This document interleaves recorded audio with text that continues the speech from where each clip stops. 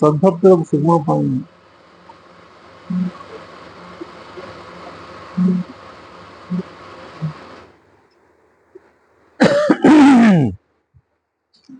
కోరికలు గలవారి కోరికలు తీరుస్తుందంట. ఏ కోరికలు లేని వారికి ఆత్మానందాన్ని ప్రసాదిస్తుంది.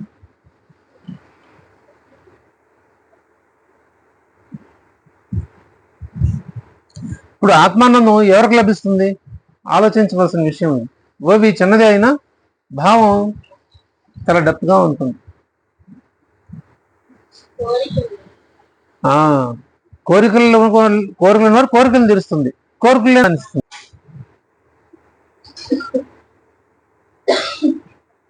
ఇప్పుడు మనం కోరికలు కోరుకోవాలా, కోరికలు లేకుండా ఉండాలా?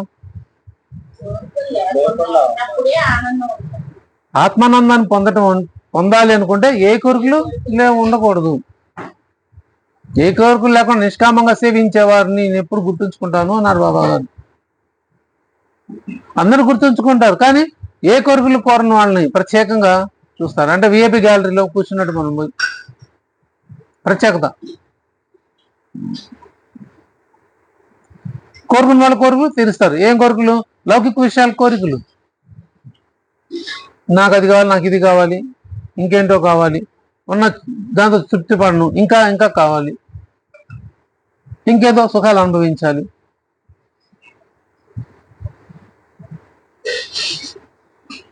అందుకనే మొదట్లో చెప్పారు, దేని దానికై చింతించకండి, ఉన్నదాంతోనే సంతృప్తిగా ఉండండి. ఎల్లప్పుడూ ఎల్లప్పుడూ అన్నారు, ఎల్లప్పుడూ సంతృప్తిగా ఉండమన్నారు ఉన్న దాంట్లోనే. నాకు అది కావాలి, దీనికి ఇది కావాలి అంటే కోరికలు పెరిగిపోతూ ఉంటాయి. ఇది ఎట్లా ఉంటుందంటే అసూయ, ఈర్ష, ద్వేషం, అసూయలతో కూడుకొని ఉంటుంది.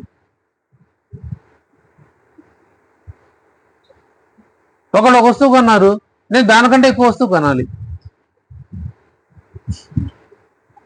ఇది మన జనరల్గా మనం చాలా విషయాల్లో కూడా టాపిక్లో కొన్ని సందర్భాల్లో మనం చాలా ఎదురవుతూ ఉంటాయి ఇట్లాంటివి. మా అబ్బాయి బాగా చదివాడని, మా అబ్బాయికి మార్కులు వచ్చినాయి ఒకళ్ళు చెప్పారనుకోండి, మా అబ్బాయికి ఇంకా బాగా వచ్చినాయి, వాళ్ళ పిల్లల గురించి వాళ్ళు ఇంకా గొప్ప చెప్పుకోవాలని చూస్తారు. వీళ్ళు ఒకటి చెబితే వాళ్ళు 2-3 చెప్తారు. ఇంకా ఇంకోళ్ళు ఏం చేస్తారు, ఇంకా 4-5 కలిపి చెప్పాలని చూసుకుంటారు గొప్పగా. అంటే డిగ్రేడ్ అవడం ఇష్టపడరు. నేను నాకంటే ఎక్కువ ఎవరు ఉండకూడదు, ఇది ఈర్ష. దానికోసం ఏం చేస్తారు, నేను ఎదుటి వాళ్ళ గురించి కంటే ఎక్కువ అనిపించుకోవాలి, మంచిగా ఉండాలి, ఇంకా గొప్పగా అనిపించుకోవాలనే దానికి ఇంకా నా మనసు తాపత్రపడి ఏమవుతుంది, చేయకూడని కర్మలన్నీ చేస్తూ ఉంటుంది.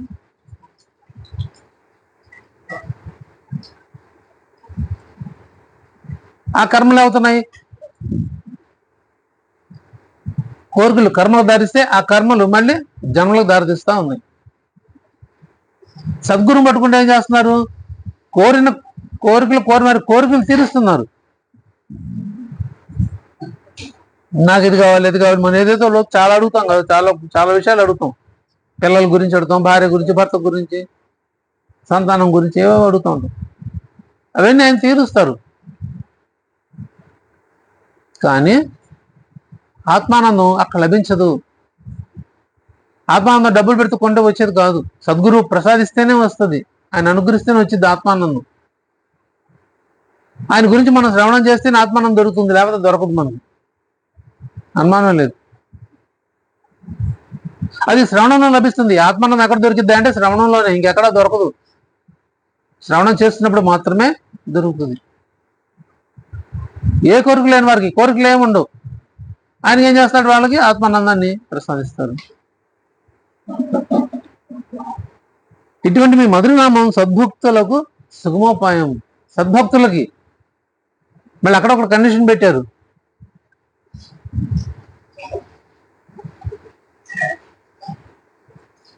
ఏ కోరికలు లేకపోతే నీకు ఆత్మానందం వస్తుంది, కోరికలు ఉంటే నీ కోరికలు తీరుస్తాం.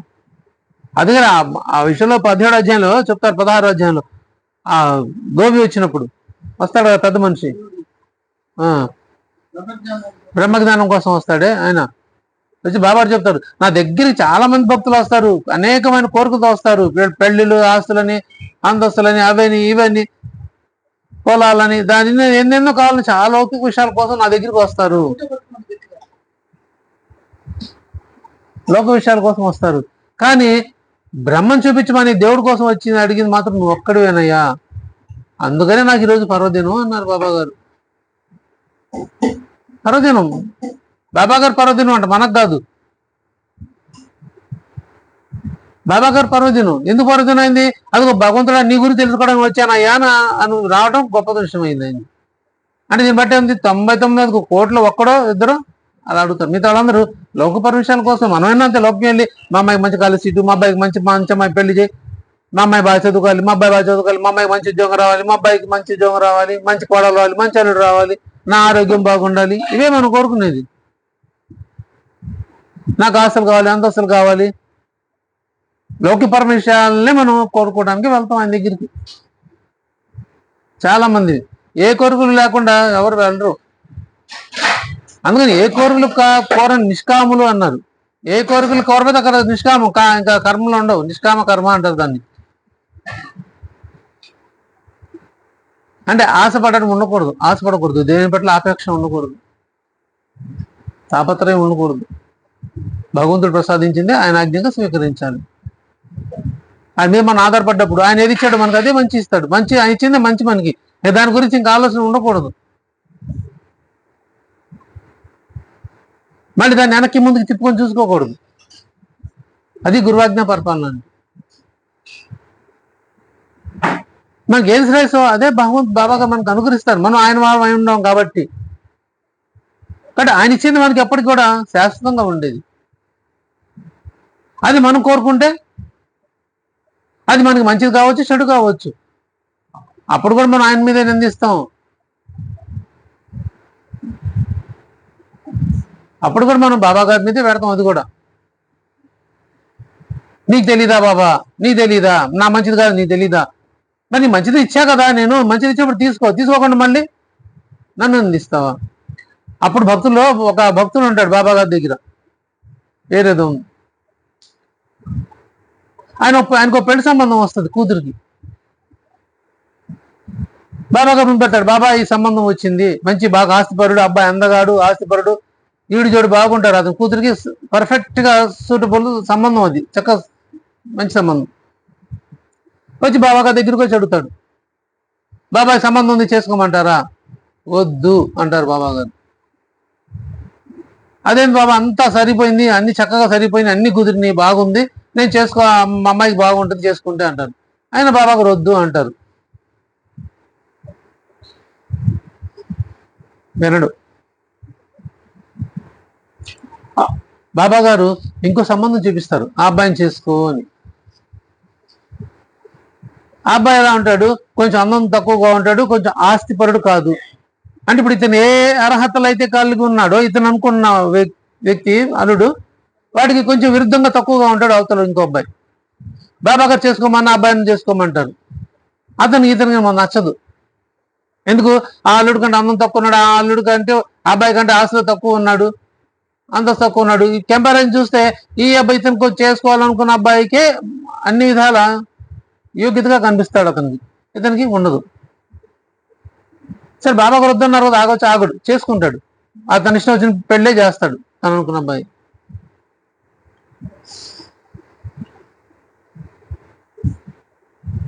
ఆ అమ్మాయి పెళ్ళైన తర్వాత 2 సంవత్సరాలకు అతను అనారోగ్యంతో మరణించడం జరుగుతుంది.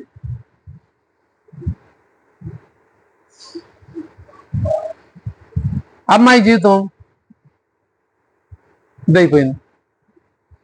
బాబా గారు ఏ అబ్బాయి అయితే చేసుకోమన్నారు ఆ అబ్బాయిని ఇంకో అమ్మాయి సంబంధం చేస్తే, ఆ అబ్బాయి ఉన్నప్పుడు ఆ రోజున్న దానికంటే కూడా ఇప్పుడు ఈ 2 సంవత్సరాలు అబ్బాయి బాగా మెరుగ్గా ఉన్నాడు, బాగా సంపాదించుకున్నాడు, బాగా ఆస్తిపరుడు అయ్యాడు, ఇతని జీవితం బాగుంది. బాబా గారు వద్దని సంబంధం చేసుకున్న అమ్మాయి జీవితం పాడైపోయింది. ఇది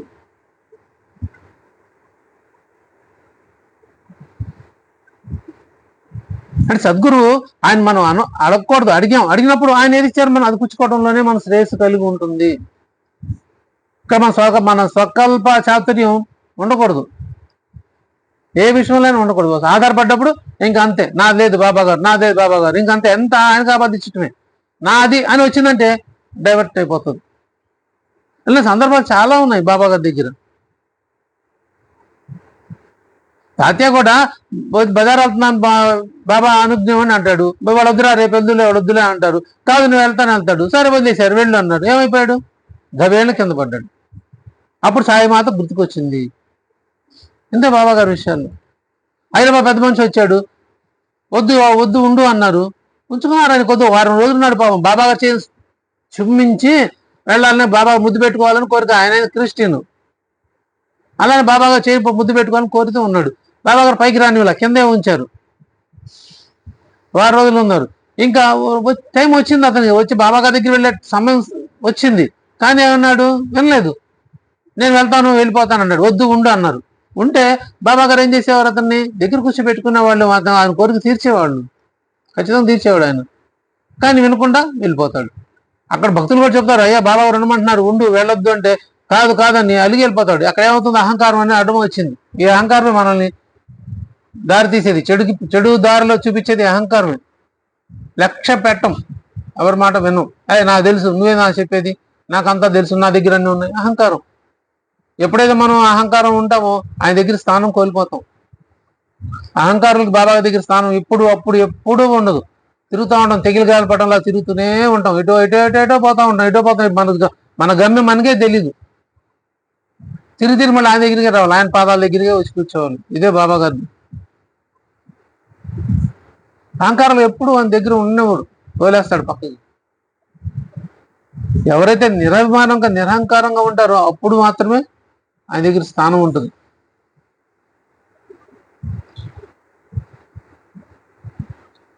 బాబా మనకు వినకుండా వెళ్ళాడు. ఏం చేశాడు? పెళ్ళికి పడ్డాడు, వెళ్ళి హాస్పిటల్లో పడ్డాడు. పోయి ఒకవైపు ఏమో షిరిడి, ఒకవైపు బొంబాయి మార్గం, వెళ్ళి కోపరగం హాస్పిటల్లో ఉన్నాడు.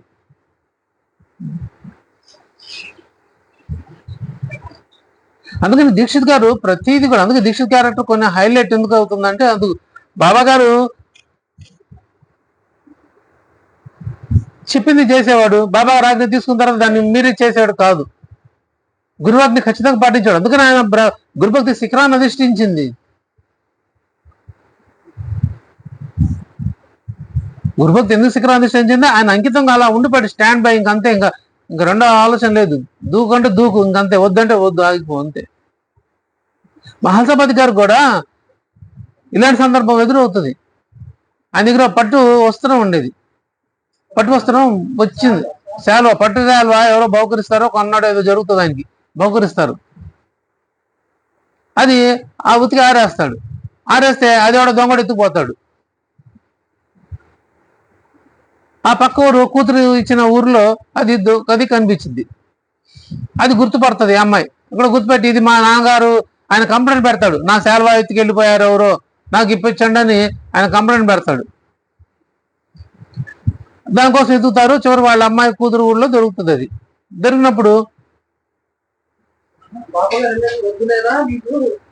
కబురు చేస్తారు ఈయనకి, ఈయన పలానా చోట శాలువా ఉంది, దొరికింది, ఇది మీది అని మీ అమ్మాయి అంటుంది, అది మీదో కాదో వచ్చి మీరు తేల్చుకోండి అని చెప్పి వాళ్ళు కబురు చేస్తారు. వచ్చి బాబా దగ్గరికి వస్తాడు.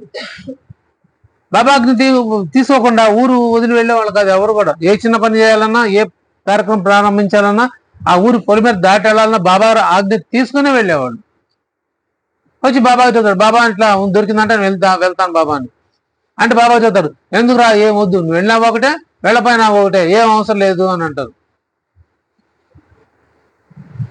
వద్దంటారు బాబా గారు. వెళ్ళినా ఒకటి వెళ్ళపోయినా ఒకటి. అంటే వెళ్ళినా నీకు దక్కదు, వెళ్ళపోయినా నీకు దక్కదురా, వద్దు అంటారు. ఈయన చేస్తాడు, బాబా గారు మాటని జవదాటి వెళ్తాడు. క్షమించాలి, మహల్సాపతి గారు బాబా గారు మాట వినకుండా వెళ్తాడు. వెళ్తే చివరికి ఆ ఊరు వెళ్తే ఆ సేవ చూస్తారు. ఇది ఎవరిదంటే నాదేనంటాడు, గుర్తుపడతాడు. సరే తీసుకోమంటారు.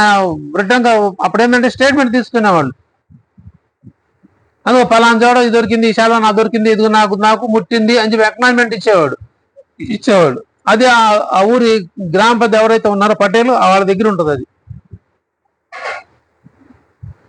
సరే ఆ శాలువా తీసుకొని ఆయన వస్తాడు. వచ్చి ఆ కూతురు ఇల్లు ఊళ్ళోనే కదా, సరే ఇక్కడ దాకా వచ్చా కదా, అమ్మాయిని చూసి వెళ్దాంలే అని చెప్పి కూతురు ఇంటికి వెళ్తాడు. కూతురింటికి వెళ్ళి చూసిన తర్వాత ఆ కూతురు అత్తగారు ఈ శాల్వా చూస్తుంది. చూసి ఆవిడ అన్నయ్య గారు ఈ శాల్వా చాలా బాగుంది, అందంగా ఉంది, నాకు ఇచ్చే రాదా అంటది. ఇంకేం చేస్తాడు కూతురు ఇచ్చుకున్నవాడు, అత్తగారు అడిగింది, ఇవ్వకపోతే బాగోదు, ఏం చేయాలి? శాల్వాని కూతురు అత్తగారికి ఇచ్చేసి వస్తాడు. ఇచ్చి ఇసురోం అనుకుంటా వస్తాడు బాబా దగ్గరికి. ఏరా శాల్వా తెచ్చుకున్నావా? లేదు బాబా. ఏమైందిరా? ఇదిగో వాళ్ళ అత్తగారికి ఇచ్చాను బాబా. అడిగింది, మరి నేను చెప్పానా? నేను వద్దన్నానా? చెప్పానా? వెళ్ళినా వెళ్ళి వద్దన్నా, నా మాట విన్నావా అంటారు. ఇలాంటి సందర్భాలు 2-3 మహాసభ గారి జీవితంలో జరిగినాయి. బాబా గారి మాట వినకుండా వెళ్ళిన సందర్భాలు ఉన్నాయి, 1-2. అదే బాబా గారు భక్తుడు కాకుండా పోలేదు, బాబా గారు అంకిత భక్తుడే. అంటే ఇప్పుడు ఏమవుతుంది? ప్రేమ శ్రేయం ఇక్కడే ఇదే డైవర్షన్ తీసుకోవాల్సింది టర్న్ మనం. ఒకవైపు శ్రేయం, ప్రేమ, ఈ రెండు ఏమవుతుంది? పోటీ పడతా ఉంటాయి, ఒకటి దాని ఒకటి, అదా ఇది అట ఇట పోటీ పడతా ఉంటాయి. శ్రేయం పరిగెత్తాలా, ప్రేమ పరిగెత్తాలా? శ్రేయపై పరిగెత్తేమో రక్షించబడతాం, ప్రేమ పరిగెత్తే పతనం అయిపోతాం, అంతే. అదే ఊగిసలాడిస్తుంది మనసు. మాయ ఎటు వెళ్ళాలి అనేది లాగుతూ ఉంటది. శ్రేయం వైపే తక్కువ చూపిస్తుంది, ప్రేమ వైపు ఎక్కువ చూపిస్తూ ఉంటది మనసు మనకి. ఇవాళ వెళ్ళిపోతే ఏమైంది, రేపు వెళ్ళొచ్చులే, అది ఇంపార్టెంట్, ఇవాళ ఇప్పుడు ఈ పెళ్లి వాళ్ళు కావచ్చు, అది ఫంక్షన్ వాళ్ళు కావచ్చు, మన తర్వాత రాదు, లేకపోతే మా వాళ్ళందరూ కలుస్తారు, ఏదో ఒక కారణం మన మనసు మనకి చెప్తా ఉంటది. ప్రేమ మనసు లాగదు, శ్రేయపు లాగదు మనసు. కానీ శ్రేయపు వస్తే మనం రక్షించబడతాం, మనం ప్రేమ దక్కిద్ది, శ్రేయం దక్కిద్ది. ప్రేమ వెళ్తే ప్రేమ దొరుకుతుందేమో కానీ శ్రేయాన్ని కోల్పోతాం.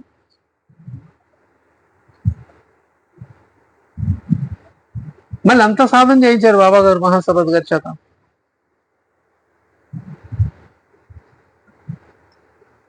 మహాసభ గారు ఇచ్చామరణాన్ని ప్రసాదించారు. కోరికలు తీరుస్తారు. ఎప్పుడు కోరికలు తీరుస్తారు? ఇప్పుడు మహాసభ కోరిక ఆ శాల్వా దగ్గర ఉంచుకోవాలి, బాగుండాలని. కానీ ఆ కోరిక ఫలించిద్దో ఫలించదో సద్గురుకు తెలుసు, భగవంతుడు ఆయనకి. కానీ వద్దని చెప్పినట్టు ఆగలేదు. కానీ ఏమయ్యాడు? వెళ్ళి అవమానపడి వచ్చినట్టు ఒక విధంగా కుసురోమంటే వచ్చాడు. రానుపోను ప్రయాస.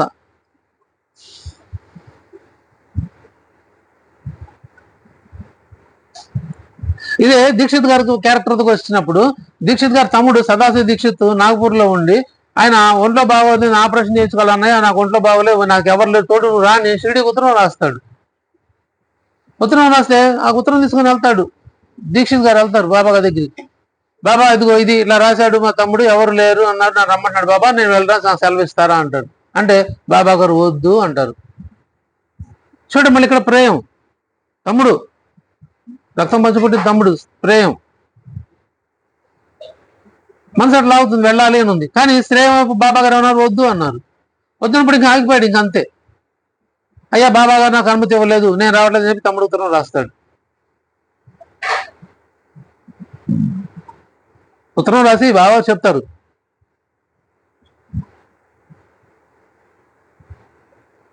I am in your service అని చెప్తారు బాబా గారు. దీక్షిత్ గారికి అర్థం కాదు, బాబా గారు ఎందుకు అన్నారు ఆ మాట అనేది అర్థం కాదు.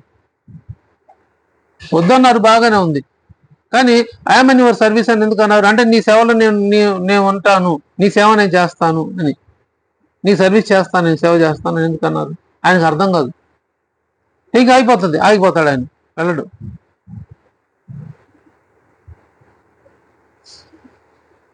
అక్కడ వాళ్ళ తమ్ముడు హాస్పిటల్కి జాయిన్ అవడానికి వెళ్ళినప్పుడు ఒక సాధువు వస్తారు. వచ్చి ఏందయ్యా అంటే ఇట్లా అని చెప్తాడు. సరే రండి నేను దగ్గర నుంచి చూపిస్తానని తీసుకెళ్ళి ఆయన మొత్తం హాస్పిటల్లో చూపించి అడ్మిట్ చేసి ఆపరేషన్ అయ్యి ఆయన సపర్యలు చేసి సేవలన్నీ చేసి ఆయన వస్తారు. అంతా అయిపోయిన తర్వాత హాస్పిటల్ డిశ్చార్జ్ 6 రోజులు ఉంటారు, 10 రోజులు ఉండి హాస్పిటల్ డిశ్చార్జ్ ఇంటికి వెళ్ళేటప్పుడు అప్పుడు అడుగుతాడు. అప్పటిదాకా ఆయన ఎవరని ఈయన అడగలేదు, సేవ చేయించుకుంటున్నాడు కానీ మీరు ఎవరండి అని దీక్షిత్ గారు తమ్ముడు సదాశివ దీక్షిత్ వచ్చిన ఆ సాధువుని అడగలేదు. ఈయన కూడా వివరాలు ఆయన చెప్పలేదు.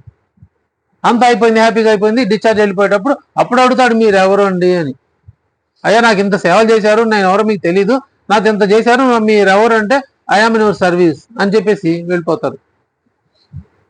అప్పుడు ఆయన తమ్ముడు ఇంటికి వచ్చి చక్కగా అన్నగారు ఉత్తరం రాస్తాడు.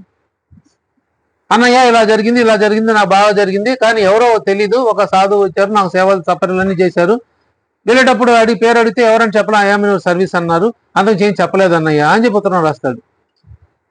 అంతే. ఆ ఉత్తరం చదవంగా నా చివరి మాట చదివేటప్పటికి దీక్షిత్ గారు కళ్ళు చెమర్చుతాయి. ఐఎమ్ యువర్ సర్వీస్ అనగానే అప్పుడు బాబా గారు చెప్పిన మాట గుర్తుకొస్తుంది. బాబా మీరు నా బదులు మీరు వెళ్ళి సేవ చేశారా నా తమ్ముడికి అని అప్పుడు అర్థమవుతుంది. బాబా గారు సేవలు ఇవన్నీ ఉంటాయి, అప్పటికప్పుడు అది ఏది అర్థం కాదు, అప్పటికప్పుడు అర్థం కాదు. పోను ఫ్యూచర్లో మనకు అర్థమవుతుంది. బాబా గారు నాకు అదెందుకు వద్దన్నారు, బాబా గారు ఇదెందుకు ఇచ్చారు, బాబా గారు ఇదెందుకు వద్దన్నారు అనేది భవిష్యత్తులో మనకు తెలుస్తుంది. అప్పటికప్పుడు ఏది తెలీదు. ప్రేమ మన మనసు పీకుతా ఉన్నా కూడా మనం ఆయన దగ్గర మనం గట్టిగా దృఢంగా ఉంటే దాని యొక్క ఫలితాన్ని బాబా గారు ముందు చూపిస్తారు మనకి. అది ఎందుకు అప్పుడు మనకు అనిపించింది నా నిర్ణయం తప్పు, నేను అనుకునేది తప్పు, నాది చెడైంది, నా బాబా గారు ఇచ్చిందే నాకు మంచిదైంది, బాబా గారు చెప్పిందే నాకు కరెక్ట్ అయింది అని అప్పుడు ప్రాక్టికల్ తెలియజేస్తారు, ఖచ్చితంగా తెలియజేస్తారు బాబా గారు. అది ఇక్కడ దీక్షిత్ గారు కూడా జరిగింది, చెప్తారు ఆయన ఖచ్చితంగా. ప్రతి ఒక్కళ్ళ అనుభవం జరుగుతుంది. ఎందుకు వద్దన్నారు బాబా గారు, ఎందుకు వద్దన్నారు అనేది అప్పుడు తెలీదు, కానీ ఆ తర్వాత ముందు తెలుస్తుంది.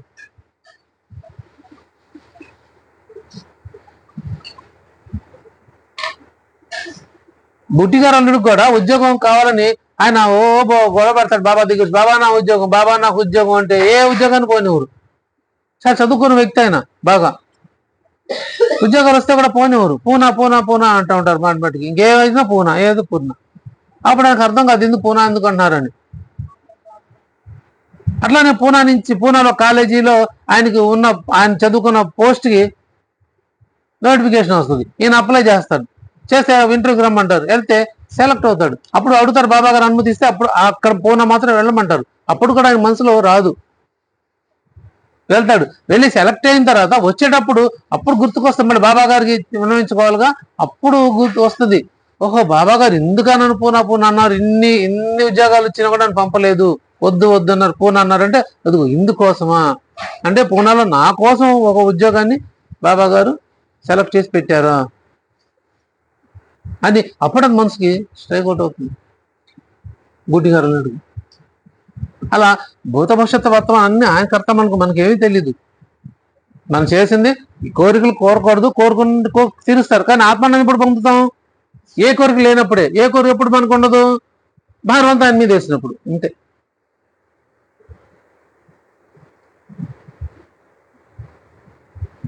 మనకు కావాల్సిన మన ప్రేరణను తీరుస్తారు, కానీ ఆత్మానందాన్ని, సంతోషాన్ని, ఆయన అనుగ్రహాన్ని మనం పొందలేము. మరి ఎప్పుడు పొందుతామయ్యా ఆత్మానందం, ఎప్పుడు కలుగుతుంది అంటే అదిగో నేను ఏం కోరకుండా ఆయన ముందు కూర్చొని ఆయన స్మరణ చేస్తున్నప్పుడే ఆత్మానందం వస్తుంది. చాలా మంది అంటారు సత్సంగాలకు వచ్చిన వాళ్ళు మేము చాలా ఆత్మానందం పొందాం, సత్సంగాలు మాకు చాలా బాగుంది, వచ్చిన తర్వాత బాగుంది, రాకముందు ఇలా ఉండేది, వచ్చిన తర్వాత మేము చాలా మార్పు వచ్చింది, మాకు ఆరోగ్యాలు బాగున్నాయి. చాలా మంది అనుభవం కూడా చెప్తుంటారు మనకి. చెప్పినాడు ఇప్పుడు సత్సంగాలు పెట్టుకుంటున్న వాళ్ళు కూడా చాలా మంది వాళ్ళ అనుభవాలు చెప్తారు మనకి. పెట్టకముందు ఎలా ఉంది, వాళ్ళు సత్సంగాలు పెట్టుకుంటారు, స్మరణ చేసినప్పుడు ఎలా ఉంది, ఆ తేడా వేరియేషన్ చెప్తారు వాళ్ళు. అప్పటికంటే ఇప్పుడు మాకు బాగా ఉంది, మెరుగ్గా ఉంది, మాకు ఇబ్బందులు ఏమి లేవు, ఆర్థికంగా కావచ్చు, మానసికంగా కావచ్చు, ఆరోగ్యపరంగా అయినా కావచ్చు. మరి ఎక్కడ చేస్తుంది వాళ్ళు ఆత్మాన్ని, ఎక్కడ చేస్తున్నారు? అదిగో ఆయన మాత్రం శరణ కోరుకున్నారు.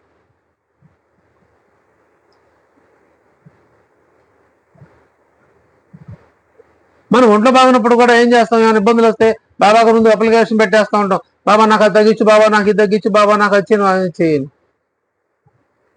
కానీ అప్పుడు భక్తులు ఏం చేసేవాళ్ళు? బాబా గారు ఏది అడిగేవాళ్ళు కాదు. డాక్టర్ పిల్లే ఉన్నాడు, ఆ నార్కురుపులు వస్తే బాధపడుతూ బాబా స్మరణే చేశాడే కానీ బాబా నన్ను తగ్గించు అని అడగలేదు. సచిత్రత ఆధారంగా సత్య అంత బాధలో కూడా బాబా నామస్మరణ వదలలేదు, చేస్తూనే ఉన్నాడు.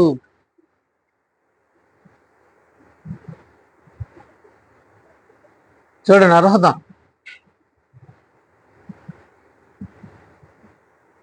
నేను తీసుకురమ్మన్నారు డాక్టర్ పెళ్ళని, తీసుకొచ్చారు. కాకొచ్చిద్ది అన్నారు, కాకొచ్చి పొడిచిద్ది అన్నారు, కాకొచ్చింది. ఆ కాకి రూపంలో వచ్చిన అబ్దుల్ వచ్చాడు, కాలేసి తొక్కాడు, మొత్తం బయటకు వచ్చింది. అప్పుడు ఏమైంది, అతనికి సంతోషం బాధ ఒకేసారి వచ్చింది. అది ఆత్మానందం ఉంటుంది. ఒకవైపు ఆ కొడుకు బాధ ఉన్నా కూడా ఆత్మానందం ఎక్కడ పొందాడు సంతోషాన్ని? అంత బాధలో కూడా బాబా గారిని స్తుతించాడు. అది గొప్ప విషయం. డాక్టర్ పిళ్ళే అక్కడ ఓవి రాస్తారు. అక్కడ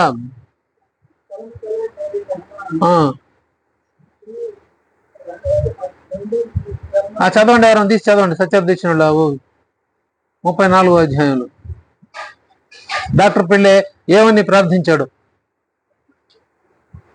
7 రాజ్యాలకి నువ్వే మహారాజువి అని. 34 డాక్టర్ పిళ్ళేది? చదవండి, 34 అధ్యాయం చదవండి. అబోబి ఎవరు?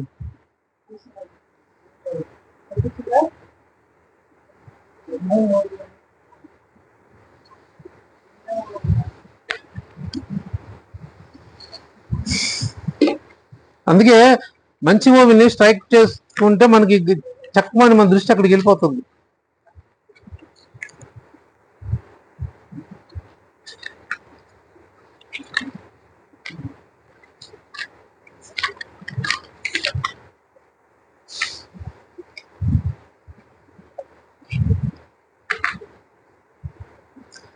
ఎనభై ఒకటో మూవీ.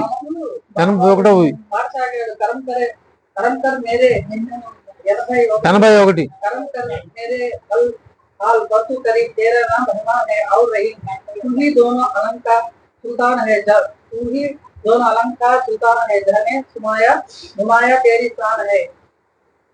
पना होने वाला है सब कारोबार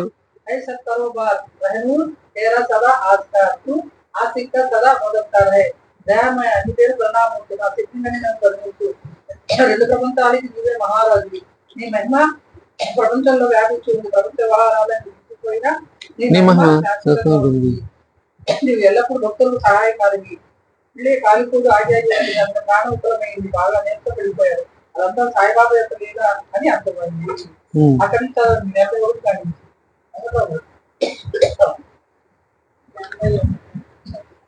చూసారా బాబు బాగైపోయి పాడసాగారు అని బాబా అన్నాడు. పిల్లే బాబాను ఇంకా ఆకాశానికి వచ్చి పొడుస్తుందా అని ప్రశ్నించారు. అప్పుడు కాకి వచ్చి పొడుస్తుందా, ఇక్కడ కాకి వచ్చి పొడుస్తుందా అని ప్రశ్నించారు. అప్పుడు బాబా, నువ్వు వెళ్ళి వాడలో సుఖంగా పడి ఉండు. ఇప్పుడు ఇక కాకి పొడవడానికి మరలా రాదు. ఇప్పుడు అదేగా వచ్చి వెళ్ళింది, అదేగా నీ కాలు తొక్కింది, అదే పొడిచి పారిపోయింది. నీ నారి కురుపును మట్టు పెట్టింది. ఎక్కడ కాకి ఎక్కడ కదా. అబ్దుల్ రూపంలో కాకిని ప్రకటన చేసి బాబా జరగవలసిన దానిని తమ సమక్షంలో జరిపించారు. అలా తమ మాటను నిజం చేశారు. అది మాట కాదు, బ్రహ్మలిఖితం. కర్మను కూడా అడ్డగించగలరు. త్వరలోనే బాబూజీ బాధ తగ్గి హాయిగా అనిపించింది. ఇంకా చదవాలా?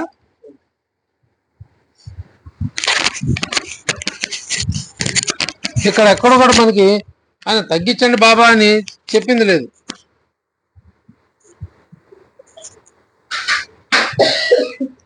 పది జన్మలు పంచమన్నాడు ఆయన పడే బాధని. ఎందుకు? కర్మఫలాలు వాళ్ళకి తెలుసు కాబట్టి. 10 జన్మలు పంచు అంటే బాబా గారు అన్నారు, 10 జన్మలు దాకెందురా, 10 రోజులు చాలు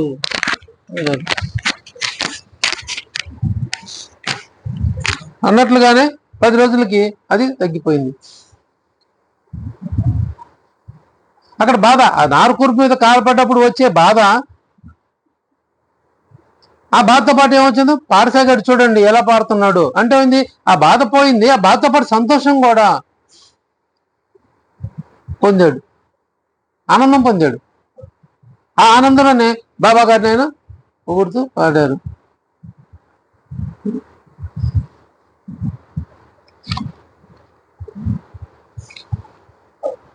రెండు ప్రపంచం నీవే మహారాజువి. నీ ప్రపంచం, నీ మహిమ ప్రపంచం వ్యాపించింది. ప్రపంచ వ్యవహారాన్ని ముగిసిపోయినా నీ మహిమ శాశ్వతంగా ఉంటుంది. నీవు ఎల్లప్పుడు భక్త సహాయకారివి. పిల్లే కాలిపోటు ఆగి ఆగి వస్తుంది, అతని ప్రాణం వికలమైపోయింది, బాగా నిరసపడిపోయాడు. అదంతా సాయిబాబా యొక్క లీలని అర్థమైంది. చూసారా, బావు బాగా పోయి పాడసాగాడని బాబా అన్నారు. ఇక్కడ మనం గమనించాల్సింది ఏంటి?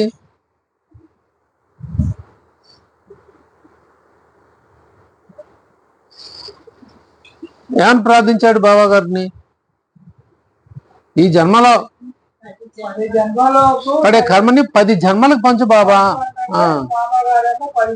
10 జన్మలు దాకెందుకు రా, 10 రోజులు తగ్గిస్తాను అన్నారు.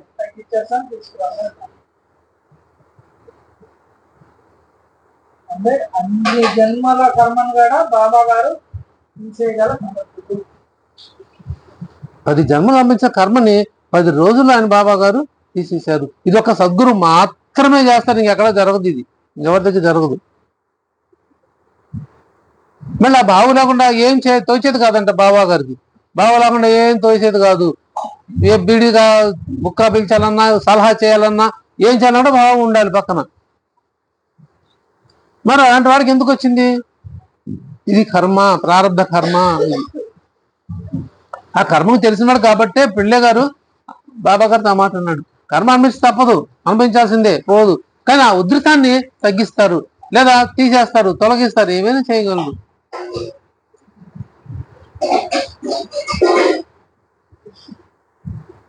వాళ్ళు ఎప్పుడు చేస్తారు? మనం ఆయన స్మరణలో ఉన్నప్పుడు, సర్వదా మన బాబా గారి స్మరణలో ఉన్నప్పుడు మన కర్మలో భాగాన్ని ఆయన తీసేస్తారు, కలిసి పంచుకుంటారు. లేకుండా ఏమైనా చేయగలరు, సమర్థుడు ఆయన. ఆ విశ్వాసం మనకు ఉండాలి, ఆ స్మరణ మనం చేస్తూ ఉండాలి బాబా గారి పట్ల. ఉన్నప్పుడు ఆ ఉధృతాన్ని ఆయన తగ్గిస్తారు, తీసేస్తారు. 10 జన్మల దాకేందుకు రా, 10 రోజులు తీసేస్తాను, 10 రోజులు తీసివేశారు. అంత విశ్వాసం మనం ఆ దగ్గర పెంచుకోవాలి. ఇప్పుడు ఇక్కడ కోరికలు ఏమి లేవు. ఆయన ఏం కోరలేదు, బాబా గారిని ఏం కోరుకోలేదు. ఏం కోరాడు? 10 జన్మలు 10 జన్మలకి పంచండి అని చెప్పి ప్రార్థించాడు, కబురు పంపించాడు. ఆ ప్రార్థన ఏం చేశాడు? వద్దురా, 10 జన్మలు లాగిందిరా, 10 రోజులు తీసేస్తాను రా అన్నాడు. ఇది కోరిక కాదు, ప్రార్థన. కోరికంటే కావాలి, పొందాలి, చేయాలి, చూడాలి, చెప్పాలి, ఇట్లాంటివి ఉంటాయి కొన్ని కోరికలు. మన సొంతానికి కోరిక, ఇది కోరిక కింద రాదు, ప్రార్థన.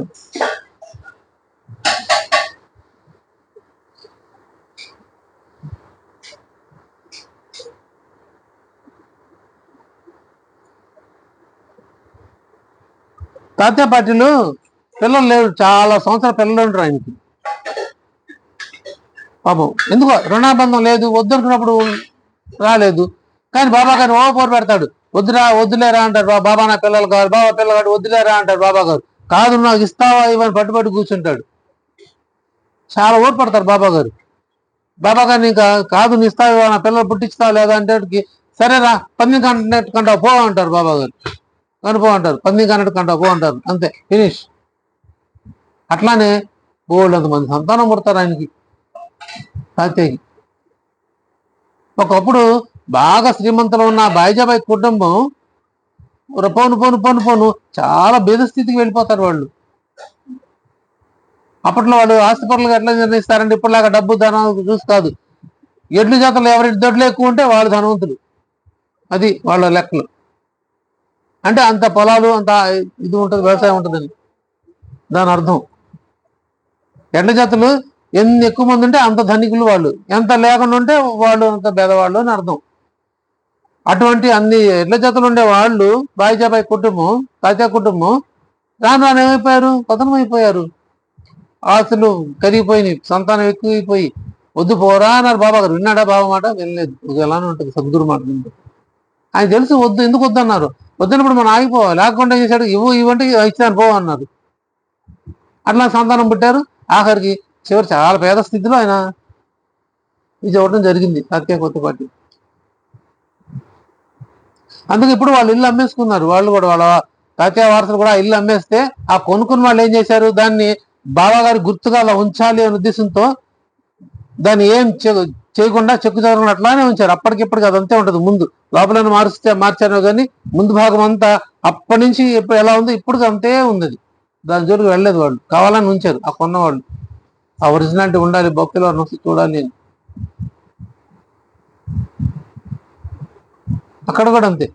రహదారిలో కూడా వాళ్ళు విశాల్చంద్ర వాళ్ళ ఇల్లు కూడా ఖాతాలు పైన కప్పు అంతా పడిపోతుందని మార్చారు. కప్పుడు మార్చారు కానీ మిగతా అంతే ఉంచారు. కొంత మోడల్ చేసి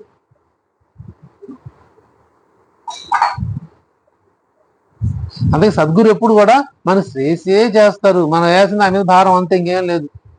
మంచిదైతే ముందు పంపించి బాబా, వద్దంటే వద్దు, ఫినిష్ అంత అయిపోయింది. ఇది నాకు శ్రేయస్ అయితే, ఇది నా మంచి జరుగుతుందంటే నీకు తెలుస్తుంది కదా. కాబట్టి దాని మంచి ముందు జరుపు తీసుకెళ్ళు. ఒకవేళ నాకు చెడు మంచిది కాదు, పనికిరాదు అనుకున్నప్పుడు నువ్వే సహజంగా ఆపేయి, అంతే. ఇదే మనం కోరుకోవాలని. మన మంచిదాన్ని ముందు తీసుకెళ్తారు, వద్దంటే ఆపేస్తారు. ఏదైనా మనం సిద్ధంగా ఉండాలి. అయ్యో నాదే నా బాగుండే అది అని మనసు గూగుల్ ఆడుతుంటే దానివల్ల ఫలితం అయితే మనకు ఉండదు. ఏ విషయమైనా అంతే.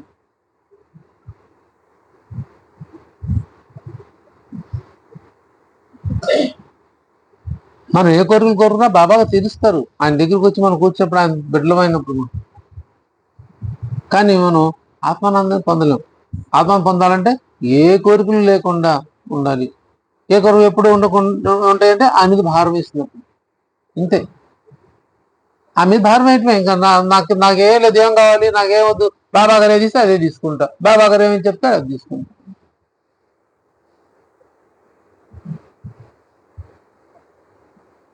నాకు ఒక విషయంలో, మా అత్తగారి విషయంలో అడగమంటా బాబా అంటే బాబా గారు వద్దు అన్నారు. ఎప్పుడో అడగొద్దు అన్నారు.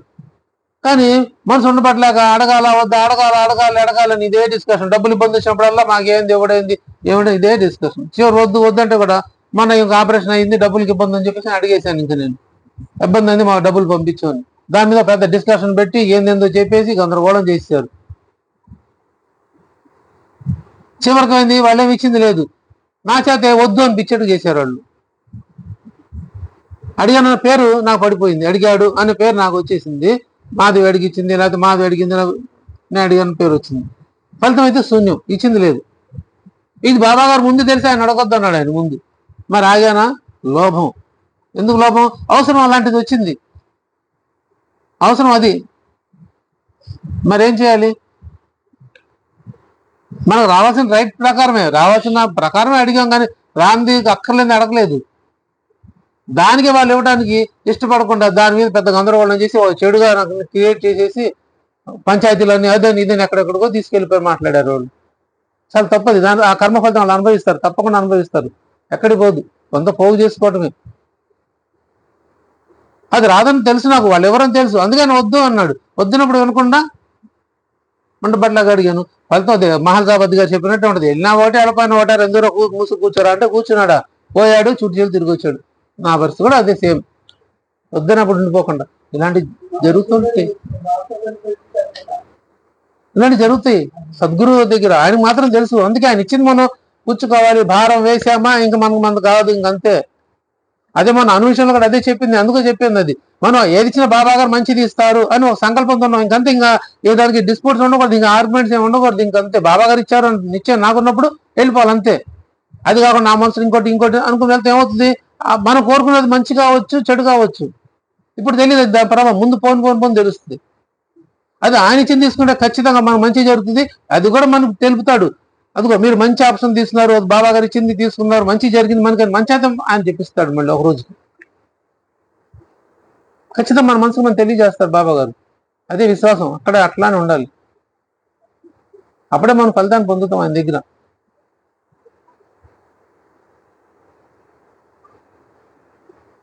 సద్గురువు భారం వేసినప్పుడు అంతే. అలా ఉంటేనే మనం ఆయన దగ్గర ఉంటాం. మరి దీన్ని పరీక్షలు పెడతాడు ఆయన, ఊగిసిలాడతాడు, ఊపి మీద కొడతాడంట ఆయన. ఊపిపోవడం అంటే ఇదే అనుమానాలు. మన మనసు ఒకవైపు పరిగెత్తుతూ ఉంటుంది, మనం ఇంకోటి కోరుకుంటూ ఉంటాం. ఆయన ఏమో వద్దంటాడు, అయ్యో అదే, ఇలానే ఉంటుంది. మనకు నచ్చింది మన శ్రేయస్ కాదేమో, అందుకే బాబా గారు వద్దన్నారు. వద్దన్నప్పుడు ఆయన ఏది ఇచ్చాడో అది తీసుకోవాలి మనం. అది ఎప్పుడు తెలుస్తుంది? భవిష్యత్తులో ముందు పోను తెలుస్తుంది. బాబా గారు అందుకు వద్దన్నారా. ఇందా మనం చెప్పుకున్నామే ఆ భక్తుడి కూతురు విషయంలో అదే. అప్పుడు అర్థమవుతుంది ఇందుకోసం బాబా గారు వద్దన్నారు, అయ్యో నేను వినకుండా చేశానే అని బాధపడతాడు అతను. వీడు సంతోషంగా ఉన్నాడు, వీడు దుఃఖంలో ఉన్నాడు. మన సందర్భాలు చాలా ఉంటాయి.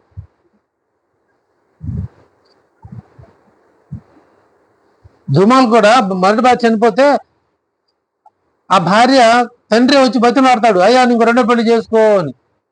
అల్లుండి బతిలాడతాడు, వెళ్ళి చేసుకోండి, నేను చేసుకుని పొమ్మంటాడు. కాదు కాదు నువ్వు చేసుకో, నువ్వు నా మాట నువ్వు వయసులో ఉన్నావు, కుర్రోడు చేసుకోమంటే చేసుకోడు.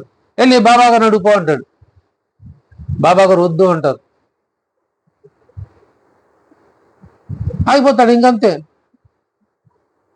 మరి ఎందుకు వద్దన్నారు ఆయనకే తెలుసు. బిఎస్ ధుమల్ ఇంకప్పుడు వాళ్ళ మామగారు ఇంకా ఏం మాట్లాడాడు, ఇంకా బాబా గారు వద్దన్నారు కాబట్టి బాబా రాజ్ఞ అయింది. మళ్ళీ హెచ్వి సాటే విషయంలో రెండో పెళ్లికి బాబా గారు ఒప్పుకున్నారు. మరి రెండో పెళ్లి చేసుకున్నాడు. ఎవరి కూతురు చేసుకున్నాడు?